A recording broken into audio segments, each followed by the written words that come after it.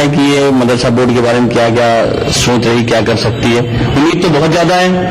नुकसान इस बात का हो रहा है कि मदरसे जो चल रहे हैं उनकी हालात धीरे धीरे खराब होती जा रही। बिहार, बंगाल, मध्य प्रदेश, झारखंड और छत्तीसगढ़ समेत मुल्क की 9 रियासतों में मदरसा बोर्ड चलाए जा रहे हैं, लेकिन दिल्ली में कई बार कांग्रेस की शीला हुकूमत ने इस मामले में ऐलानात किए और दिल्ली अक़लियती कमीशन से इस सिलसिले में एक सर्वे भी कराया था। संघर्ष समिति का कहना है कि मदरसा बोर्ड बनने से मदारिस के तलबा के लिए यूनिवर्सिटियों में आला तालीम के दरवाजे खुल जाएंगे। में जो दिल्ली में मदारिस जो चल रहे हैं, इनका मदरसा बोर्ड के न बनने से इनकी सर्टिफिकेट की कोई वैल्यू नहीं होती और कहीं भी इनका एडमिशन नहीं होता। और यही तालिब इल्म अगर मदरसा बोर्ड बन जाएगा तो इनका जैसे मुस्लिम यूनिवर्सिटी जो भी है उसमें इनका एडमिशन हो जाएगा। दिल्ली अक़लियती कमीशन के सर्वे में मदरसा बोर्ड के हक में 300 से ज्यादा मदरसों ने राय दी है। दिल्ली हाईकोर्ट के फैसले पर भी सरकार अमल दरामद करने से हिचकिचा रही है। ईटीवी न्यूज, नई दिल्ली। इस्दाते फिरकावाराना तशद्दुद बिल को जल्दी ही पार्लियामेंट में पेश करने के ऐलान का जमीयत उलमा ने खैर मकदम किया है। यूपी जमीयत उलमा के नायब सदर मौलाना मतीनुल हक उसामा ने कहा कि इस्दाते फिरकावाराना तशद्दुद बिल पर गैर जरूरी सियासत की जा रही है। मौलाना उसामा ने कहा कि यह बिल सिर्फ एक फिरके के लिए नहीं बल्कि मुल्क के तमाम फिरकों के लिए जरूरी है। जमीयत उलमा का मुतालबा है, हम बड़ी बड़ी तहरीकें चला चुके हैं। आज आता तो खुशामदीद कहते हैं, बस ये कि वादा न रह जाए, काम हो जाए। इस तरह से इस बिल को लेकर सियासत हो रही है, इस पे जानना चाहिए। मसला ये है कि सियासत हो रही है हर पार्टी के एतबार से, लेकिन बिल मुल्क की जरूरत है और सारे इंसानों के जान और माल का तहफ़्फ़ुज़ हर हुकूमत की जिम्मेदारी है। उसमें सिर्फ अक़लियतों का मैटर नहीं बल्कि सबका मैटर है। तो ऐसा बिल आ जाए कि जिसमें बहुत मरतबा देखा गया कि फसाद इंतजामिया की लापरवाही या उनके उसमें शामिल होने से हुआ, उसके सद्दबाब के लिए अगर बिल आता है तो ये मुल्क को उसको वेलकम करना चाहिए, इसमें सियासत नहीं करनी चाहिए। खास बात में फिलहाल लेंगे छोटा सा ब्रेक, कुछ और खबरों के साथ जल्द हाजिर होंगे। बीबीसी, दुनिया को है जिस पर भरोसा। ग्लोबल इंडिया जोड़े आपको पूरी दुनिया से आपकी अपनी भाषा में। ईटीवी के दर्शकों के लिए बीबीसी के मंजे हुए रिपोर्टर ग्लोब के हर सिरे से लाएंगे जिंदगी का सच। स्क्रीन पर उभरेगी बनते बदलते भारत की पूरी तस्वीर। संसार भर के सारे समाचार मैं नेहा भटनागर लेकर आऊंगी बीबीसी ग्लोबल इंडिया हर शुक्रवार शाम ईटीवी पर। महसूस करें खबरों की धड़कन।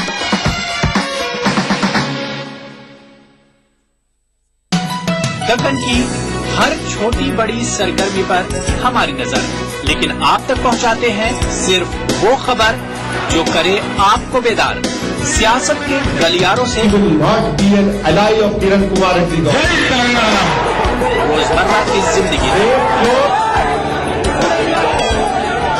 दक्कन के गोशे गोशे से आप तक खबरें पहुंचाता दक्कननामा, रोजाना शाम 6:30 बजे।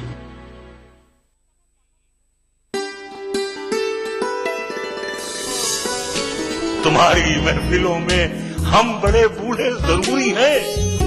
अगर हम ही नहीं होंगे तो पगड़ी कौन बांधेगा? वो तबीयत का तो खुददार बहुत है, लेकिन मेरी खुशियों के लिए हाथ भी फैला देगा। बहुत अच्छा है। उसको तन्हा न समझ लेना नए दीवानों, खाक सहराओं की हमने भी उड़ा रखी है। ए खुदा, मार के लश्करे सब बाकी है और मेरे साथ हैं परछाई से डरते हुए। अरे वाह, अरे इस इतवार कारवाने सुखन में देखिए दुबई में मुनक्किदा एक शानदार आलमी मुशायरा, रात 9:30 बजे सिर्फ ईटीवी उर्दू पर।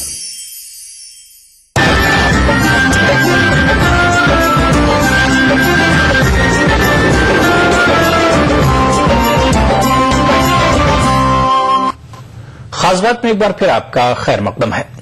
झारखंड में एमएसडीपी स्कीम के तहत मुंतखब अजला हुकूमत और अफसरान की बेतवज्जोही का किस कदर शिकार हैं, इस बात का अंदाजा इस बात से लगाया जा सकता है कि इस स्कीम के लिए मुख्तस 600 करोड़ रुपये में से अब तक 20% भी खर्च नहीं हो सका है।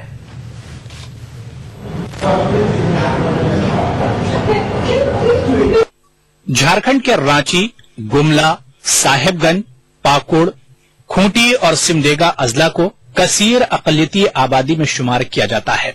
इन अजला में एमएसडीपी स्कीम भी लागू है। पिछले साल मजीद 13 अजला को एमएसडीपी के तहत मंजूरी के साथ ही 600 करोड़ रुपए फराहम कराए गए थे, लेकिन इस रकम का इस्तेमाल करने में इंतजामिया की तरफ से काफी कोताही बरती गई। मुस्लिम तबका इस लापरवाही पर शदीद नाराजगी का इजहार कर रहा है। इस तरह से एमएसडीपी का लगभग यहाँ 600 करोड़ रुपया आया हुआ है, जो मुसलमानों के फायदे के लिए, यहाँ की माइनॉरिटी के फायदे के लिए होना चाहिए। उस पैसे का सही इस्तेमाल नहीं हो पा रहा है, जिसकी वजह से ना तो झारखंड का विकास हो पा रहा है और न यहाँ की माइनॉरिटी का विकास हो पा रहा है। मुसलमानों का कोई भी भला काम नहीं हुआ। जहाँ तक केंद्र सरकार है, केंद्र सरकार अपना दायित्व पूरा करती है, लेकिन राज्य सरकार उसको सीरियसली कभी लेती ही नहीं कि यहाँ के लोगों के लिए काम करना है, अल्पसंख्यकों के लोगों का काम करना है। अल्पसंख्यक लोग यहाँ पर पिछड़ते जा रहे हैं और बहुत जमाने से पिछड़ रहे हैं, ये नई बात नहीं है। एडवोकेट मुमताज खान का इल्जाम है कि सूबे में एमएसडीपी स्कीम के निफाज के लिए 11वें पंसाला मंसूबे के तहत 181 करोड़ 40 लाख और 12वें पंसाला मंसूबे में 340 करोड़ रुपए मुख्तस किए गए हैं। मुस्लिम दानिशवरों का मानना है कि इस रकम का इस्तेमाल किया जाता है तो इससे मदारिस की तरक्की के बड़े काम हो सकते हैं, जबकि हुकूमत के जिम्मेदारों का कहना है कि वो कोशिश करेंगे।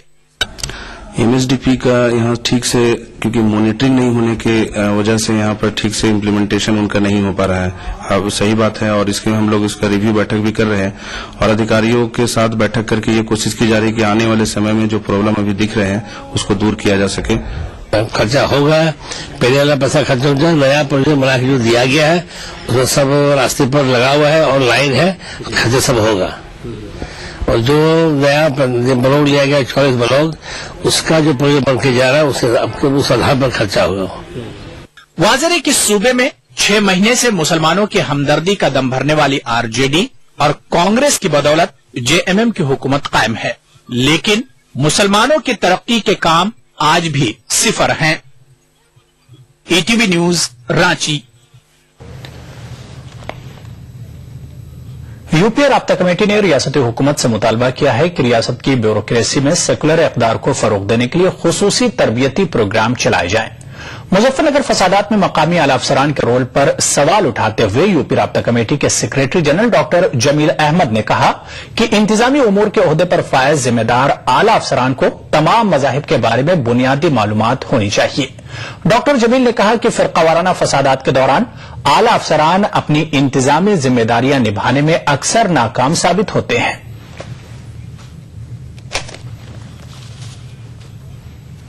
कि जो हमारे अफसरान हैं, चाहे वो आईपीएस, आईएएस, पीसीएस कैडर के हों या नॉन आईएएस, आईपीएस और नॉन पीसीएस कैडर के हों, उनके लिए चाहिए कि उनके लिए ओरिएंटेशन प्रोग्राम बनाए।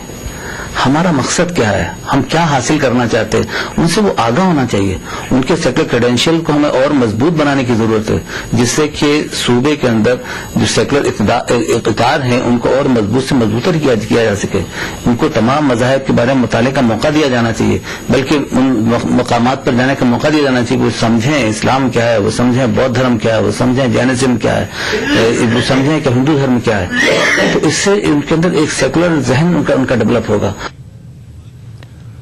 उत्तर प्रदेश के वजीर बराए बेसिक तालीम राम गोविंद चौधरी ने सूबे में बुनियादी तालीम के ढांचे को बेहतर बनाने की यकीन दहानी कराई है। ईटीवी नुमाइंदा इरफान अली से बातचीत के दौरान उन्होंने ये यकीन दहानी कराई, लेकिन उर्दू किताबों में फाश गलतियों के हर सवाल को उन्होंने प्रिंटिंग की गलतियां कहकर टाल दिया। अलबत्ता उन्होंने ये वादा किया कि आइंदा साल ऐसी गलतियां नहीं होंगी। उन्होंने स्कूलों में उस्तादों की कमी जल्द पूरी करने का यकीन दिलाया।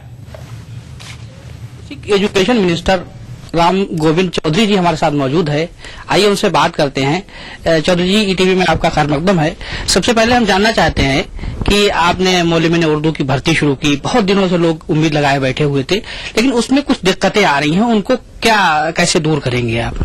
नहीं, कुछ दिक्कतें तो हम लोग दूर कर दिए और कुछ मामूली दिक्कतें हैं वो भी दूर की जाएगी। 3 दौर की जो है काउंसलिंग हो चुकी है, लेकिन अभी तक जो वैकेंसी आपने निकाली थी वो फिल नहीं हो पाई है, क्योंकि कुछ लोग अदीब, माहिर और कामिल कह के बाहर कर दिए गए। कुछ लोगों से ये कह दिया गया कि आपकी डिग्री सेम ईयर की है। तो इस तरह की जो दिक्कतें हैं उस पर आपकी बात हुई है, किस तरह आप आगे बढ़ेंगे? कामिल और आदिब की बात तो हम लोग अब मान ली है। चौथी काउंसिलिंग जब होगी तो उसमें उसको समाहित कर दिया जाएगा। और जो सेम डिग्री की बात आ रही है कि 21 साल में 2 डिग्री मिल गई है, उसको भी हम लोग जरूर निराकरण कराने के प्रयास करेंगे। एक बहुत अच्छी पहल आपने शुरू की थी कि स्कूलों में जो है किताबें बांटने की, यूनिफॉर्म बांटने की।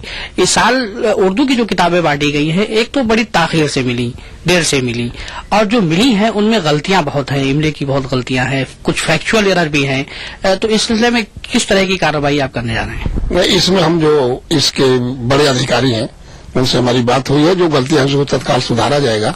अगली बार कोई गलती नहीं मिलेगी, हम विश्वास दिलाते हैं। आपने जो उर्दू की किताबें बनवाई थी उसके लिए आपने एक्सपर्ट के हायर किए थे, बाकायदा उनकी एक कमेटी बनाई थी, उसके बाद सारा सिलेबस बनाया गया, उसके बावजूद भी ये गलतियां रह गई हैं। कौन जिम्मेदार है इनके लिए? अब इसके लिए तो कुछ प्रिंटिंग कंपनियां ही जिम्मेदार मानी जा सकती है, क्योंकि जैसे 64 का 46 कर देना और किसी के स्थान पर दूसरे का फोटो लगा देना, ये विभाग की गड़बड़ी तो नहीं है, प्रिंटिंग की गड़बड़ी हो सकती है, उसको हम लोग दुरुस्त करवाएंगे। इसको जो किताबें पहुंच गई हैं स्कूलों में बच्चों के पास, उनको कैसे उनका करेक्शन कराएंगे? अभी तत्काल हमने बात की है अधिकारी से, वो जियो कर रहे हैं, वो तमाम उसको सुधार करवाएंगे।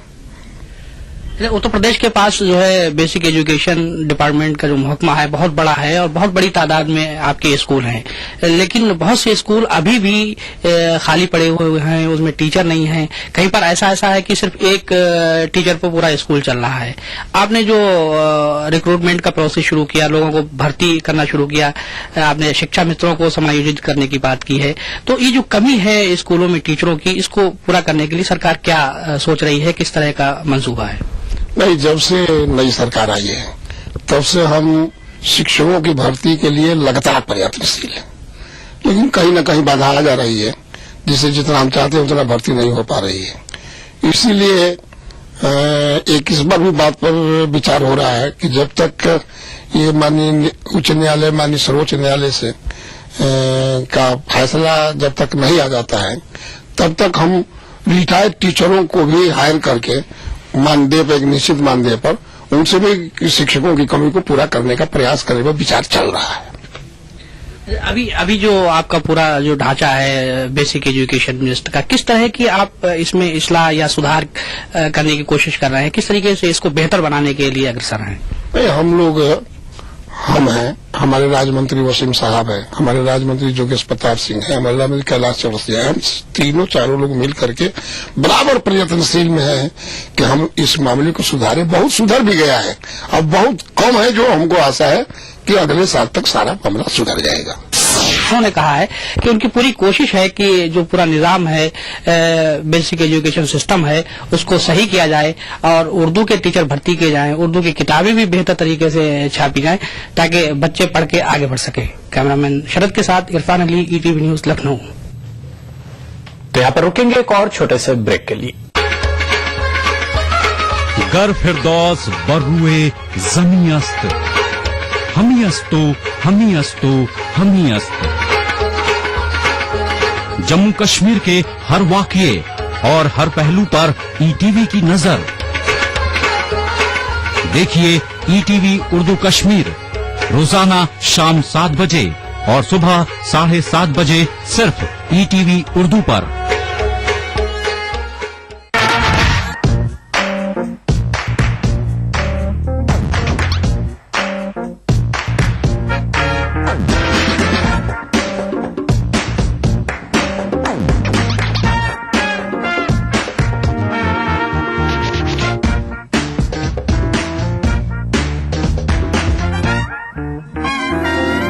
चटपटे और लजीज पकवानों का जायका अक्सर रसोई, पीर का जुमा दोपहर 1:30 बजे सिर्फ ETV उर्दू पर।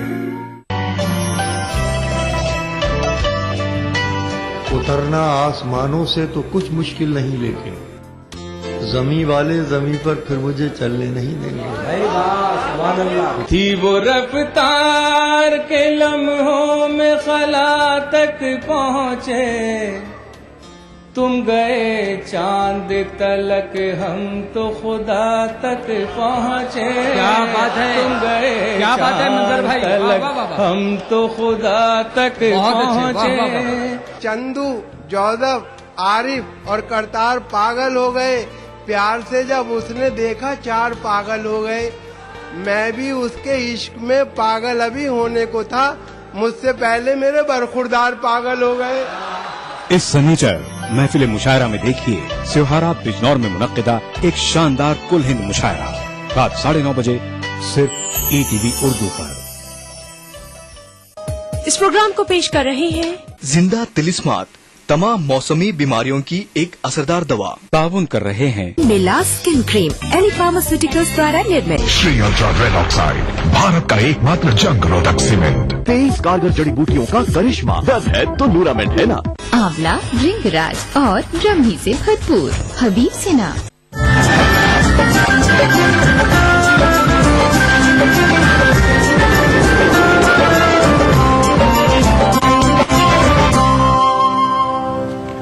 उत्तर प्रदेश की राजधानी लखनऊ में कल से लिटरेरी फेस्टिवल शुरू होने जा रहा है। 2 रोज तक चलने वाले इस अदबी मेले में पूरी दुनिया से अदबी हस्तियां शामिल होने के लिए आ रही हैं। फेस्टिवल के मुंतजमीन के मुताबिक इस बार उर्दू पर खास तवज्जो दी जा रही है। मुशायरे के अलावा दास्तान गोई को भी शामिल किया गया है। पाकिस्तान से रजा नईम फेस्टिवल में शिरकत के लिए लखनऊ पहुंच चुके हैं। रजा मंटो के अफसानों का अंग्रेजी में तर्जुमा कर रहे हैं। यह अदबी मेला मुंशी नवल किशोर के नाम मंसूब किया गया है।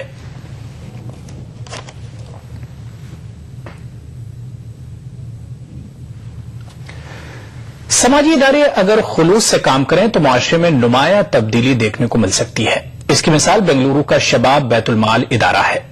इस इदारे के तहत मुनक्किदा इज्तिमाई शादियों की तकरीब में रियासत के अमीर शरीयत मुफ्ती अशरफ अली ने शिरकत की और गरीब जोड़ों का निकाह पढ़ाया।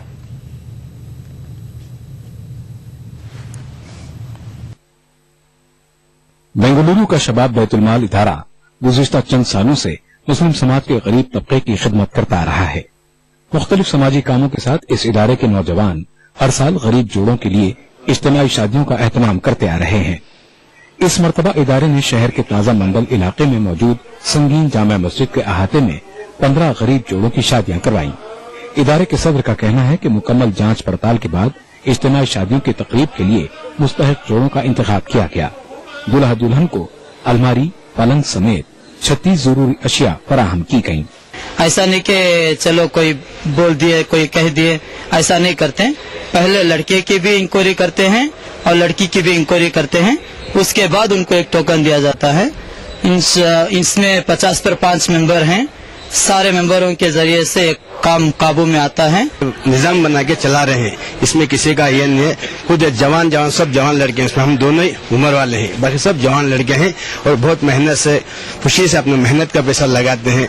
उसके बाद थोड़ा थोड़ा बोल के जमा करते हैं। जो पूंजी हम जमाते हैं, कोई चीटी या फंड ऐसा नहीं करते, वो ऐसा ही जमा करते हैं। फिर बिस्मिल्लाह बोल के काम शुरू करते हैं तो अल्लाह उसमें बरकत भी देता है। इन गरीब जोड़ों के लिए सबसे ज्यादा खुशी की बात यह रही कि रियासत के अमीर शरीयत मुफ्ती अशरफ अली ने उनका निकाह पढ़ाया। इस मौके पर मुफ्ती अशरफ अली ने तलकीन की कि दूल्हा दुल्हन अज़दवाजी जिंदगी को इबादत की तरह गुजारें। इसी तरह दूसरे वो हजरात जो पहले से इज़दवाजी जिंदगी गुजार रहे हैं, उनको समझना चाहिए कि वो एक मुस्तकिल इबादत में लगे हुए हैं, जिनसे उनका आधा दीन कमाल पाता रहता है। शबाब बैतुल माल के तहत 70 गरीब जोड़ों के निकाह हो चुके हैं। इज्तिमाई शादियों के अलावा ईदैन के मौके पर गरीबों में अनाज की तकसीम, बेवाओं को माली मदद और दीगर समाजी काम शबाब बैतुल माल के तहत अंजाम दिए जा रहे हैं।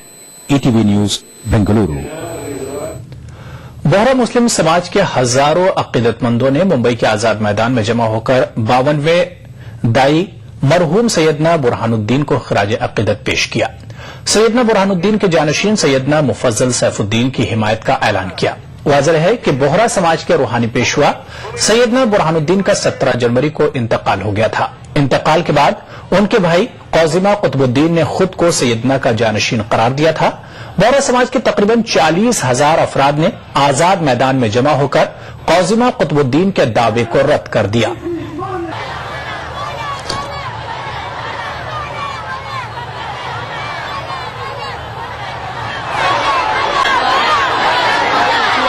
ये सैयदना मोहम्मद बुरहानुद्दीन साहब जो वफात हुए उनका कॉन्डोलेंस का है, और उनके बाद हमारा इजहार अकीदत है।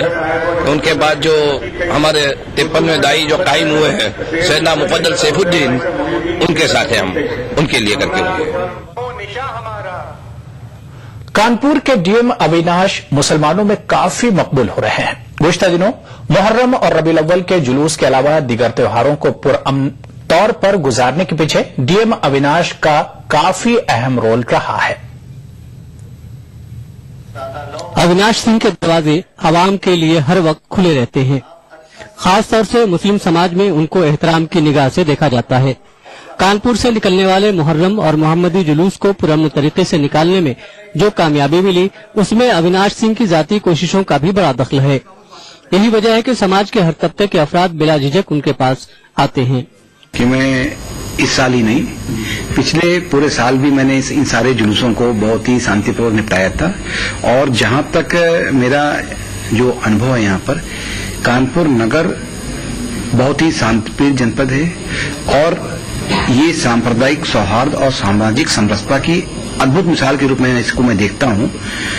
और यहाँ पर अगर आप गौर करेंगे तो पूरा साल भर लगातार धार्मिक जुलूस चलते रहते हैं, कभी हिंदू भाइयों के और कभी मुस्लिम भाइयों के, कभी सिख भाइयों के या कभी क्रिश्चियन भाइयों के। तो आप देखिए पिछले 2 साल से आप देखेंगे, मैं जब से यहाँ पर हम लोग हैं यहाँ पर, तो यहाँ पर जो हमारी पुलिस साथी हैं और एक जो कोऑर्डिनेशन बना हुआ है, और साथ साथ जो पब्लिक के बीच प्रशासन पुलिस का जो भरोसा है, जो हमने आम पब्लिक का विश्वास जीता है, तो उनको मन में ये भरोसा है कि प्रशासन कभी भी कोई उनके साथ नाइंसाफी नहीं करेगा।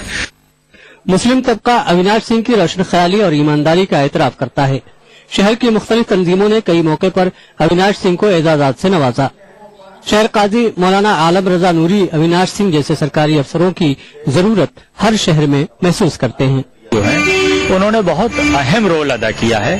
तो सभी तबके के लोगों में बहुत मकबूल हैं और सभी लोगों से आपस में राय मशवरा करके ही वो कोई कदम उठाते हैं। एडीएम अविनाश सिंह का कहना है कि इंतजामी उमूर के अफसरान आवाम के ताउन के बगैर काम नहीं कर सकते। अविनाश सिंह ने मुसलमानों की अमन पसंदी को भी सराहा है। काजी शहर का कहना है कि यूपी जैसे ही नहीं बल्कि हर हसास शहर में अविनाश सिंह जैसे अफसरान की जरूरत है।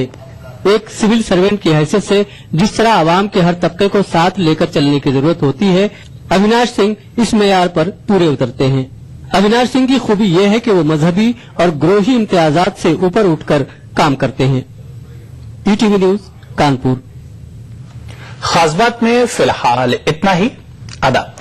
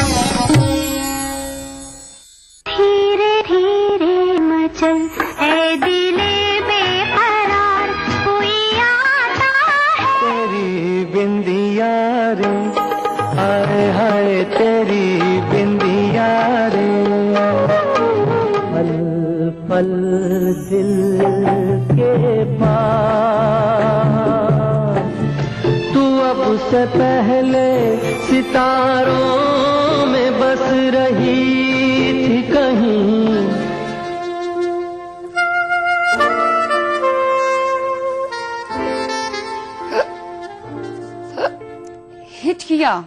हिचकियां रात को आती गई हिचकियां रात को आती गई, तूने फिर याद किया हो जैसे, ऐसे अनजान बने बैठे हो तुमको कुछ भी न पता हो जैसे। सही है, हिचकियां कहते हैं ना जब आती हैं तो कोई आपको बेहद याद कर रहा होता है। तो मैंने तो अपना सबूत पेश किया, हिचकियां कंटिन्यूअसली आ रही है तो इसका सबूत ये है कि आप लोगों ने मुझे याद किया है। भले ही आप अपने लब न खोलें, लेकिन राज की बात तो यही है कि आप लोगों ने मुझे याद किया। खैर, आप लोगों ने मुझे याद किया ना किया, इस नाची शीबा शायराना शीबा ने आपको बेइंतहा याद किया। उसका सबूत ये है कि सुबह उठते ही हम आपकी खिदमत में हाजिर हो गए दिल से पेश करने के लिए। आदाब, नमस्कार, सत श्री अकाल, प्रणाम, हेलो और अस्सलाम वालेकुम। ढेर सारे सलामों के साथ हम आपका स्वागत करते हैं प्रोग्राम दिल से में। खैर मकदम करते हैं आपका तहे दिल से में जो लाइव चलता है हर सुबह 9 से लेकर 10 बजे तक। लेकिन अब हम आपको शॉकिंग न्यूज देने वाले हैं इस प्रोग्राम के बारे में। वो क्या है वो आगे हम आपको बताएंगे। फिलहाल तो शुरुआत हो चुकी है, तो मूड अपना बनाते हैं, आपको टेंस नहीं करते हैं, तनाव नहीं देते हैं, तनाव मुक्त करते हैं और सुनते हैं ये गाना और देखते हैं ये गाना। चलिए देखते हैं ये गाना, उसके बाद हाजिर हो जाते हैं आपसे गुफ्तगू के साथ।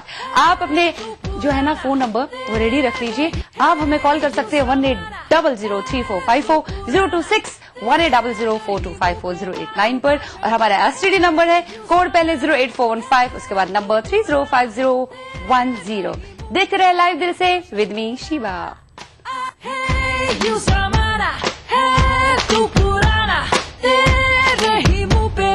भाषण तेरा आज है तू तो मैं भी हवा हूँ, ले जा उठा के सारा राशन तेरा। माना वक्त है तेरा, दिन भी तेरा, तेरी बारी तेरी बारी। तू भी याद रखेगा जब आएगी मेरी बारी मेरी बारी। यूं ना हल्के में ले मुझे, मेरी धमकी है तुझे, मेरा जिगर जला तो जिगर दबेगा, गोली चलेगी। मोहरा भी मेरा, बाजी भी मेरी।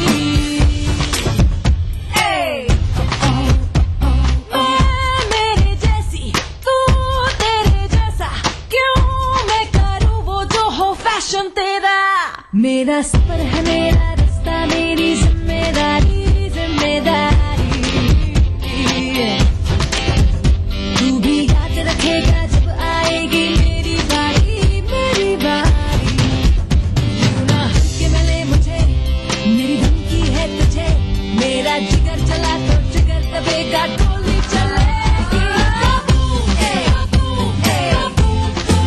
मोहरा भी मेरा, अरे ट्रिगर दबेगा मेरा जिगर जला तो। कितने अच्छे बोल है, कितने अच्छे अल्फाज है, थोड़े मस्त वाले अल्फाज है ना, मस्ताना कर देते हैं अल्फाज आपको इस गाने के।